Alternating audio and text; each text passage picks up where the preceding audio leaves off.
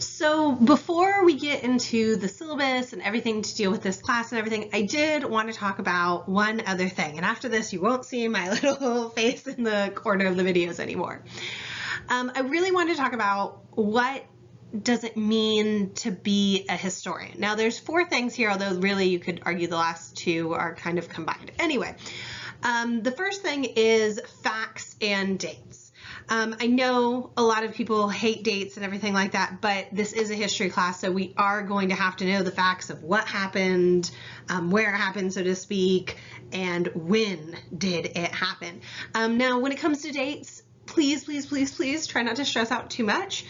The way I handle them is I would love it if you knew things like July 4th, 1776, which I do hope we all know that date. And if you don't know that date before you start this class, hopefully you know it by the end of this class. But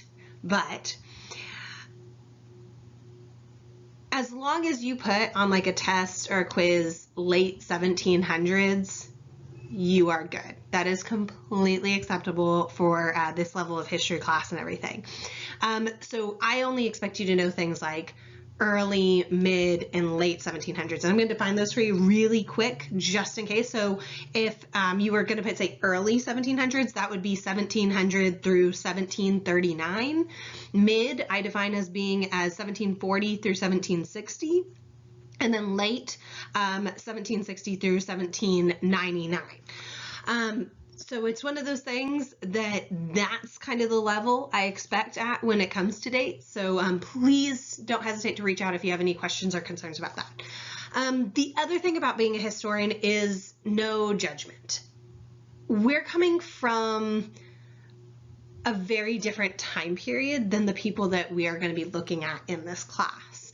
Even if it was only 20 years ago, people change a lot and society changes a lot.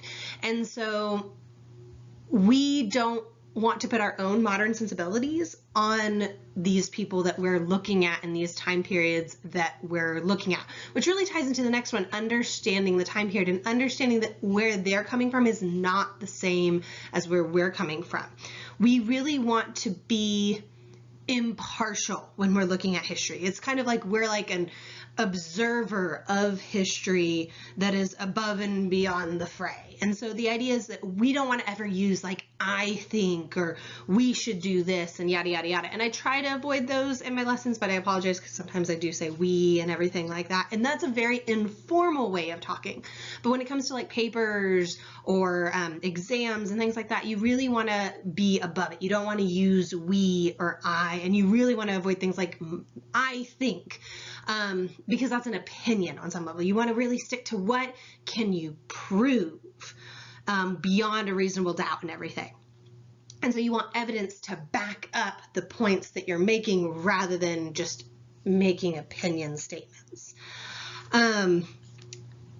The last thing is, oh, well, actually, before I get to that, the other thing about that is if I ask for your opinion on something, please go nuts. Feel free to give me your opinion. Say, I think that blah, blah, blah, blah, blah. Just make sure you're answering the opinion question. One of the questions I do like to ask is, do you think this is a good source? And a lot of times people will tell me like, oh, I disagree with this source because of blah, blah, blah, blah, blah, blah. And I'm like, but is it a good source? So make sure when you are giving your opinion, you're giving your opinion that's answering the question if it asks for your opinion. Most of the time, if in doubt, just avoid opinions. And then the last point is question everything. I mean everything. This is really twofold in this class. The first thing is I am human. I can guarantee you I will make a mistake sometime this semester. I really try to double check my work and everything like that, but it happens.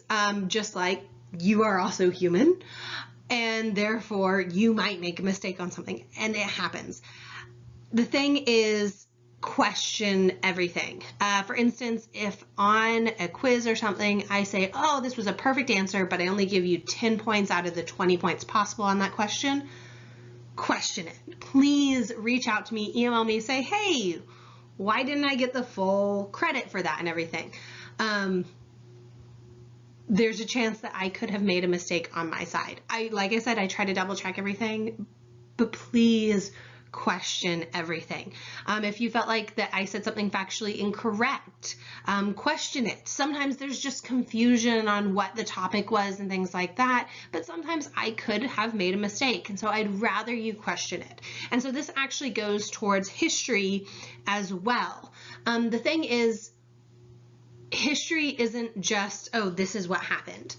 We're constantly reevaluating what happened and how it happened and the details we have, because we weren't there in that exact moment. And even if we were only seeing our perspective of a specific event. And so that's actually, we have something called historiography, which is the study of history over time and how it changes. Really fascinating subject if you really want to go into it, but I do not expect you to be going into historiography in this class by any means. But we're constantly reevaluating like parts of history, basically. A great example of this is the first time I took U.S. History Part 1, and when I was in college, I had a professor that was great. I absolutely loved the class and everything, but they presented one thing about like who came to the New World first as fact, and it was fascinating. I was really interested in it. And then when I went on to do some of my own research, it turned out a lot of the evidence given was actually really flimsy, and it wasn't standard, and most historians disagree about that. So that's what I'm talking about, that things can change over time, and depending on the perspective of the historian, what they really garner as the most important fact might not be to other professors and everything and instructors. That being said, don't take my word as law. As much as I would love to say that I am 100% factually correct and everything like that, there may come out new evidence in 20 years, 2 years, 1 year from now that turns out that something that I say isn't completely 100% correct. And I want you to continue to question everything, not just within this classroom, but beyond this classroom. Now, that being said, if you're trying to compare like what I said to that random article that so-and-so posted on Facebook, go with what I said, especially like on an exam or a quiz and stuff like that. But also don't hesitate to email if you have any questions or concerns about anything. I actually really get excited when students email me questions, especially in these online classes. So please reach out to me. I do want to hear from you if you're confused on any topic.